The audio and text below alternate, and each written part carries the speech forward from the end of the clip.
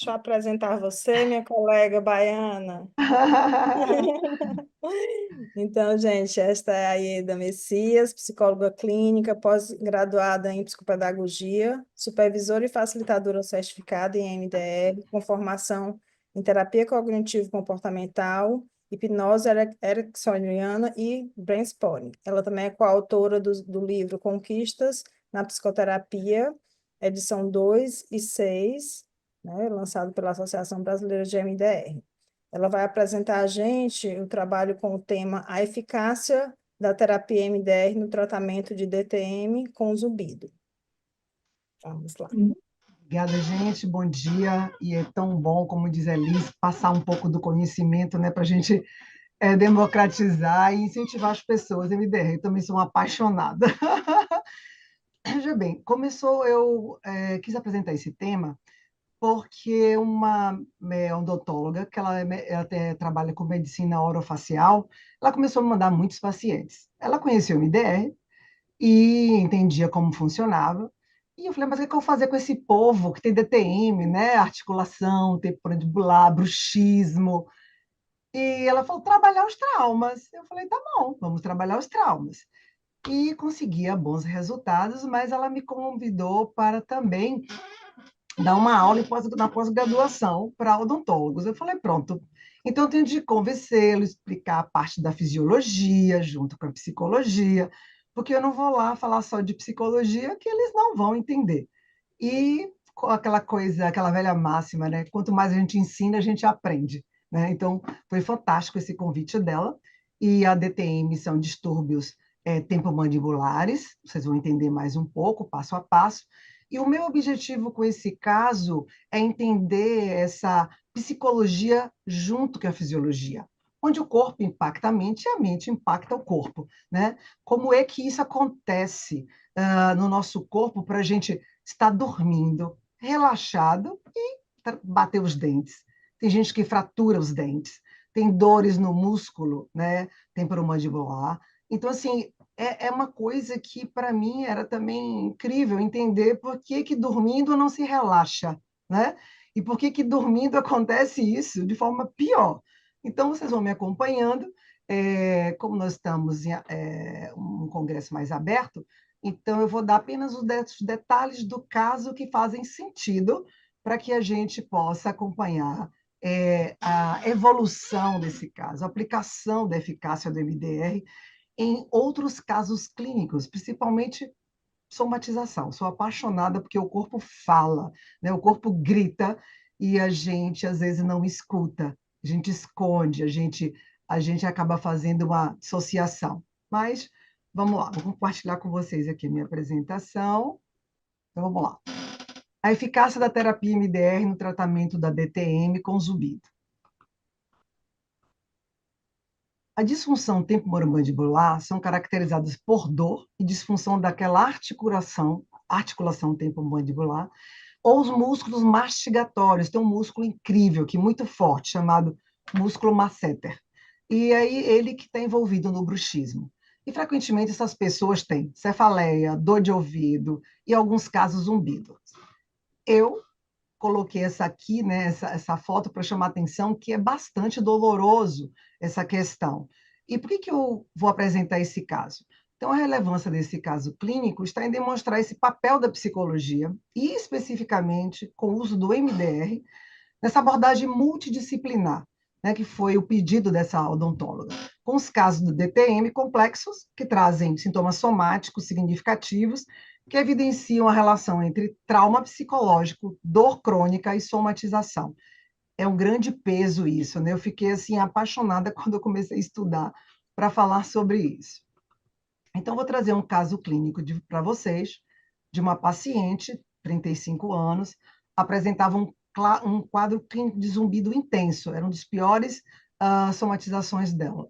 O bruxismo, dor no pescoço, nuca, ombro, sintoma do transtorno de pânico, porque essas pessoas já ficam deprimidas, ansiosas, porque é muito sintoma para que a pessoa continue o trabalho dela do dia a dia. Avaliação, como as colegas falaram, nós fazemos a mesma avaliação das outras psicólogas, A anamnese foi detalhada com a descrição das seguintes questões: sintomas, todo esse que eu acabei de falar, a intensidade, frequência, esse impacto psicossocial, que é o quê? Como é que essa pessoa convive, dorme, como é que ela trabalha, que impactos é esse na relação? Isso tudo, com zumbido de ouvido, as pessoas ficam atordoadas. Era isso que a minha paciente falava. E, claro, a identificação de traumas foi a violência doméstica, que é um trauma, como a colega falou, que foi vivido precocemente, né, na questão da infância, e isso tem um impacto a vida toda. E me perguntaram como é que isso aí, né, impacta agora a pessoa com 35 anos. Então, essas são as curiosidades maravilhosas do nosso cérebro, que o MDR, por trabalhar com essa capacidade da neurobiologia, consegue alcançar muito mais diagnósticos clínicos do que a gente pensa. Então, conceitualização do caso. Eu vou dar só pequenas coisas para não identificar a paciente, tá? Então, segundo o critério de Shapiro, que é a fundadora da terapia, o histórico traumático significativo na infância, nesse caso a violência doméstica, caracteriza um transtorno de estresse pós-traumático, né? Como a colega acabou de falar, um TEPT complexo. O que é um TEPT complexo? É o que acontece várias vezes, e muitas vezes vão se somando, e a pessoa consegue ter um estresse assim, terrível, mas ela não consegue separar a temporalidade, porque eu digo para os meus clientes, cérebro não tem calendário. O que acontece aos 10, aos 12, pode durar 30 anos, 10 anos, não tem calendário. Enquanto você não resolve, aquilo vai impactar nas outras questões do seu cotidiano. E a autora, Francine, relata que os sintomas, além dos sintomas descritos no DCM-5, que traz as patologias, o TEPT complexo certamente vai causar transtorno em três áreas. A regulação do afeto, a pessoa pode ficar irritada, depressiva, explosiva, o auto porque ela não foi escutada na infância, ela não foi vista como deveria ser vista. O autoconceito, pode se achar um lixo, pode se achar que não é digna de ser amada, e outras tantas coisas. E relacionais, claro, se quem cuidou de mim eram os meus cuidadores primários e não me deram essa regulação de afeto, não me apoiaram, não me amaram como eu precisava, é claro que eu vou ser desconfiada nas minhas relações, é óbvio que eu vou ser, às vezes, muito reativo. Então, o TEPT complexo não só traz muitas somatizações, como em todo o sentido da nossa vida. Essa paciente também tinha uma racionalização e a dissociação, que eram suas defesas, eu vou explicar. Por isso, o corpo gritava desta forma, somatizando. Ou seja, segundo Van der Kolk, que é um dos teóricos maravilhosos, um psiquiatra, ele fez um livro e um estudo sobre o corpo é quem guarda as marcas. E como que é isso, racionalização? A gente fala de racional. A racionalização é quando a pessoa escolhe sempre uma explicação lógica para dizer, não, porque minha mãe era assim, meu pai era tal, eles trabalhavam muito, dá uma desculpa mais racional para não ver o sofrimento que ela passava, não lidar com esse sofrimento, principalmente com as pessoas que a gente mais ama. E a dissociação é uma defesa que é uma desconexão temporária da realidade, inconsciente, para que a gente não lembre das coisas tão ruins. Essas eram as defesas. Então, como ela racionalizava e ela dissociava, né, o corpo é quem pagava a conta. Era essa a função que trazia essas tensões dessa violência doméstica. E vamos ver como é que isso acontece com a gente. Então, eu vou agora passar para os mecanismos psicológicos e fisiológicos para a gente entender um pouco, para depois eu entrelaçar o caso. Então, eu encontrei, como é que a parte psicológica atinge essa fisiológica de uma forma tão autonômica, tão drástica, que chegam a quebrar dentes, a dores terríveis, a zumbido no ouvido. Essa é uma somatização assim, muito desconfortável e desorganizadora para os pacientes. Esse autor é um odontólogo, ele viu que nos estudos de bruxismo, ele descreve que como é o impacto da ansiedade, da desregulação, do estresse no sistema nervoso autonômico. impactando e fazendo toda essa contração dessa parte. Então, ele explica, o estresse impacta nos músculos mastadores, é uma série de mecanismos fisiológicos, vou explicar um deles, e psicológicos, que envolve a resposta do corpo ao estresse, conhecida como fuga e luta. Vamos lembrar que nós somos mamíferos. Então, qualquer ameaça de contas a pagar, de não conseguir estar bem no trabalho, nosso inconsciente, nosso cérebro não entende como uma experiência. Ela entende como, nossa, tem uma coisa muito ruim. Então, eu luto ou eu fujo. E isso ativa dentro da gente essa parte fisiológica, que é o hipotálamo, a pituitária, que é uma glândula, e desce para a adrenal, que é perto dos rins, e isso ativa o cortisol, isso ativa a adrenalina, e a pessoa fica totalmente norteada. Então, esse estresse vai impactar, porque esse estresse vai impactar essa parte mais animal, né? Vamos pensar no cachorro? Os músculos mastigatórios são a defesa dele, a mordida. Como somos seres também mamíferos, a gente vai ativar isso automaticamente sem perceber. Então, com a ansiedade cotidiana, alguém fecha no trânsito, não tem dinheiro para pagar uma conta, você é demitida, briga com o chefe, o casamento não está bom, ativa o sistema de resposta ao estresse, que influencia a tensão muscular, afetando esses músculos mastigatórios, e ativa diretamente o sistema nervoso autônomo, então não depende da gente, que vai dificultando o relaxamento. Ora, eu não vou conseguir relaxar com tanta hiperativação desse sistema. E aí vem uma outra teoria que explica. Eu precisei trabalhar com isso para que os odontólogos entendessem que a parte psicológica é como o trauma afeta o corpo. Então, tem um nervo, um par de nervo chamado vago. E ele, desse nervo vago, se vocês perceberem essas linhas amarelas, ele sai é um par de nervos que inerva o rosto, a parte de cima, coração, traqueia, pulmão, toda a parte dessa músculos mastigatórios, e ele desce também inervando o intestino, o estômago. É por isso que o estresse, a ansiedade, é pior do que tudo para a nossa saúde fisiológica. São órgãos de impacto. Isso acontece e gera uma depressão, fisiologicamente gera dor no estômago, intestino preso, dor de cabeça. Então, esse é o nervozinho biológico que leva as informações que a gente vive emocionalmente para o corpo.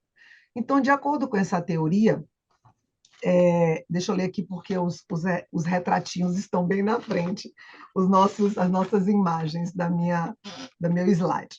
Então, de acordo com essa teoria do nervo vago, o criador é o Steph Porges, é um teórico, o Steph Porges, o nervo vago se relaciona diretamente com as emoções. Sentimos, ele funciona, contrai o corpo. Se perdemos o controle do nervo vago, vou explicar isso mielinizado, os tipos de emoções que a gente expressa muda. Então, se eu estou chateada, o corpo vai contrair. Tudo muda.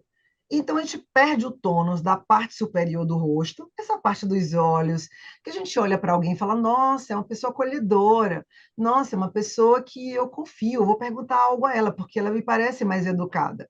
A gente perde isso com ansiedade, com medo, e a gente começa a ativar o tônus muscular da parte inferior do rosto, que é essa parte, que é a parte nossa mamífera. Por que isso ocorre?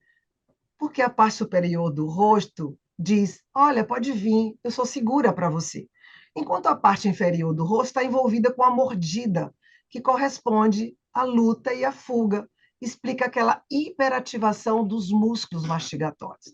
Então, isso assim foi uma abertura, né, para esses odontólogos e para nós também, serve muito para nós psicólogos, né? Como é que esse nervo ativa esse sistema nervoso autonômico pelos nossos pensamentos, experiências e traumas. E isso era ativado no meu paciente por conta da violência doméstica, do trauma, do sistema nervoso autônomo. E aí começamos o tratamento com MDR. MDR, como a colega já falou, a gente pode trabalhar o passado, o presente e o futuro, porque tem coisas que a gente pode, a pessoa não consegue planejar na sua vida, uma dieta, né, um projeto de vida. Nós trabalhamos com o futuro para que ele entenda o que a gente pode ajudar, desbloquear, travar. O tratamento é composto de 8 fases, eu não vou ler para a gente economizar um pouco de tempo, mas vou descrever as fases que eu fiz. É um trabalho muito bem estruturado e não é engessado, por favor, é um trabalho dinâmico, ok? Então, a primeira fase eu fiz a história clínica, perguntando, como eu já mostrei, a intensidade, né, que acontecia, qual o horário, a atenção, quanto tempo fazia para acontecer isso, e um plano de tratamento. E a segunda etapa, a gente prepara e estabiliza o paciente para outras etapas, porque ele pode lembrar muitas coisas doloridas, e aí ele vai desconectar e ele vai ficar tão mal que ele não vai conseguir reprocessar. Quanto mais ansiedade, menos a gente consegue pensar de forma mais resolutiva na nossa vida. Por isso que a gente não consegue resolver as coisas como nós estamos ansiosas. Precisa acalmar. Então, nessa fase, como eu tenho outras formações, eu usei para recursar a instalação do lugar seguro, que é do MDR, técnicas de hipnose para dor, o abraço borboleta para autoaplicado, para reduzir a ansiedade. A gente ensina ao paciente outras técnicas de relaxamento, explicando a ele que ele não tinha controle por conta dos traumas que ativavam o estresse, a ansiedade e esse músculo mastigatório, porque tem um nervo vago que ele é autônomo. Precisamos trabalhar o relaxamento, precisamos trabalhar os traumas para que o corpo entenda que aquilo já passou. Ele não está mais vivendo aquilo no presente. E aí a gente fez a fase da avaliação da memória, que ela queria o zumbido, óbvio, né, tão terrível. E aí eu comecei a avaliar, perguntar quanto tempo fazia que sentia, toda avaliação. E eu fiz uma pergunta simples, mas muito maravilhosa, que a gente faz algumas perguntas, e o cérebro, né, vai lembrando mais facilmente pela pergunta diretiva. Eu perguntei se esse ouvido falasse, o que esse ouvido falaria para você? Então, essa paciente começou a chorar, né, se encolheu toda na cadeira, e ela disse para mim: Nossa, é por isso que eu não queria lembrar. É por isso que eu racionalizava demais. É por isso que eu fazia, porque eu não queria lembrar de tanta dor, porque eu não sabia que ia dar conta. Mas ela já tinha feito outras terapias. E que bom que ela tinha confiança, pela explicação do MDR, em deixar o cérebro dela liberar. Ela podia também dissociar, podia dizer, não vou lidar com isso. Mas ela confiou na nossa relação. Então, trabalhamos o ouvido de ouvido e ela disse, eu estou vendo uma criança ferida. E nós montamos, então, o protocolo que a gente dá um título para acompanhar a criança ferida. A imagem era a criança querendo dar conta da violência doméstica, imagine. E até hoje isso estava na cabeça dela, porque o trauma está no corpo, não está na temporalidade. Ela se achava que era incapaz de dar conta da violência doméstica, óbvio, ela era uma criança, mas isso fica na cabeça da pessoa. Por isso que os traumas não têm data. Quando terminar esse trabalho, o que você quer pensar sobre você, né? Que é pensamento positivo. Eu só respondo por mim mesmo, né? E ela acreditou isso no 5. Qual a emoção e sentimento que isso trazia? Angústia, medo. E as sensações corporais, ouvido e cabeça. Passamos para a fase 4, que é essa desensibilização, que é movimentos oculares ou com os dedos, ou com uma barra de luz. E aí o paciente lembrou como ficava paralisado nessas experiências. Incrivelmente, na sessão seguinte, ela relata a redução de intensidade das dores musculares, diminuição significativa do zumbido, que continuou progressivamente. E cada vez mais, como diz a outra colega aqui, a Elis, eu me surpreendo, porque cada dia mais ele fala, nossa, está ótimo, está ótimo, está ótimo. Começamos com uma vez por semana, durante 8, mais ou menos, 8, 9 sessões, e progressivamente isso acontecendo, e ela gradativamente ficando muito feliz e relaxada e contente. Porque Shapiro fala, quando a gente tem queixa somática, aborda as dimensões psicológicas, pode promover a remissão parcial, que se houver alguma lesão, claro, não podemos fazer esses milagres junto com o paciente, ou então a gente remove todos esses sintomas físicos. E aí eu te pergunto assim, tá, Bina, a cliente tem trauma complexo, eu estou vendo a parte fisiológica, e qual é o mecanismo do MDR que faz esses pequenos milagres? A maioria dos pacientes apresenta o estresse, apresenta condições psicológicas que exacerbam essa dor muscular, né? Por isso que o MDR funciona. Por quê? Ele ajuda a processar memórias traumáticas, reduzir a carga emocional, diminui a tensão muscular, porque ele reduz o estresse e o trauma pelo reprocessamento.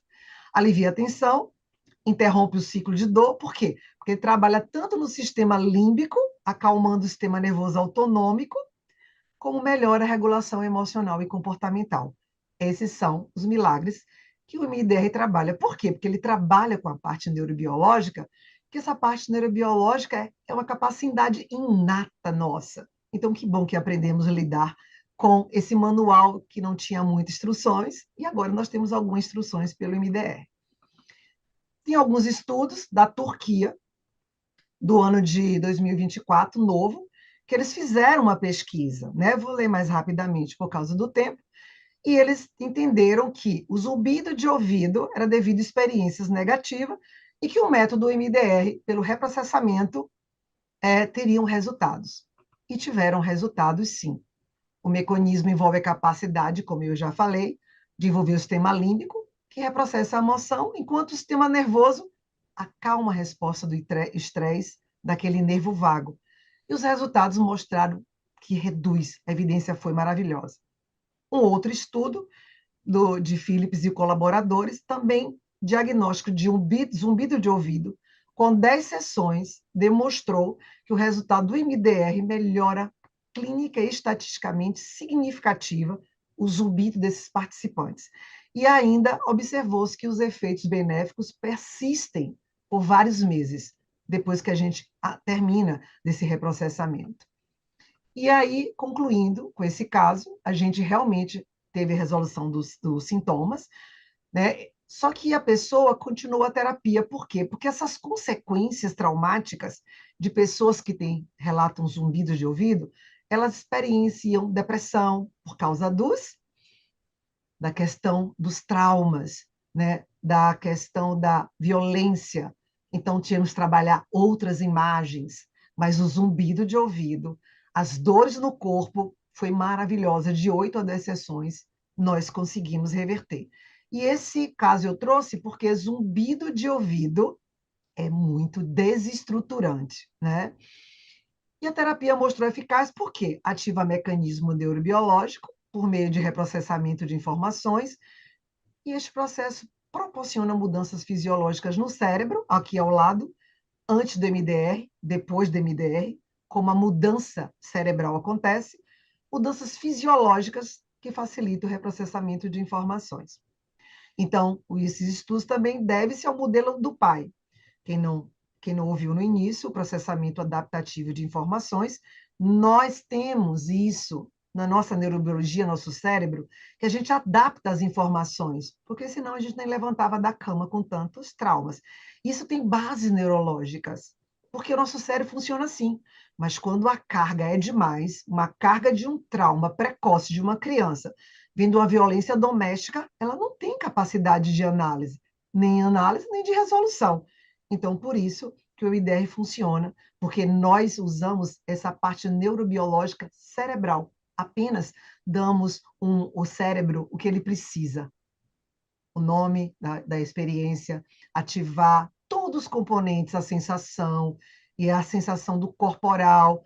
E eu gosto do MDR porque ele abarca todos os componentes humanos, dos sentidos, dos traumas. Não precisamos, se quisermos, não precisamos fazer uma formação sobre corpo, porque aqui a gente ativa todos os sistemas também corporais. A paciente continua, aqui estão as bibliografias que eu usei. Meu contato, se alguém quiser tirar mais dúvidas, porque, incrivelmente, depois desse trabalho, eu comecei a pesquisar com outros clientes se eles tinham os mesmos sintomas. E, para minha surpresa, vários clientes não tinham me falado, que achavam que eu não sou, né, dentista, que quebravam dentes, que não conseguia dormir, que rangiam os dentes. Então, eu já estou colocando na minha anamnese se eles também têm essa somatização da parte das DTMs. Então, é isso aí que eu tenho a apresentar para vocês, que mostra que a gente pode alcançar muito mais questões clínicas e físicas dos nossos pacientes. Então, obrigado a todos. Obrigada, Eda, que maravilha. Vou incluir na minha anamnese também. Interessante, muito interessante. Vem mostrar que realmente a terapia MDR é É, uma terapia transdiagnóstica, não trabalhamos só com o TEPT, né? isso. Aquilo que a gente está falando das experiências adversas, essa coisa da violência doméstica, para muitas pessoas ainda, testemunhar a violência doméstica, Uhum. né, não é algo que possa, né, gerar É. tanto prejuízo, e a gente vê cada vez mais que Nossa, eu não nem adivinharia se não tivesse essa odontóloga para me mostrar isso. Nossa, é fantástico. Eu sou a apaixonada. gente, Mas vamos que vamos. a gente vai abrir um finalzinho, um espaço, né, a gente vai ter que estender um pouquinho Uhum. para a gente fazer nossos comentários finais.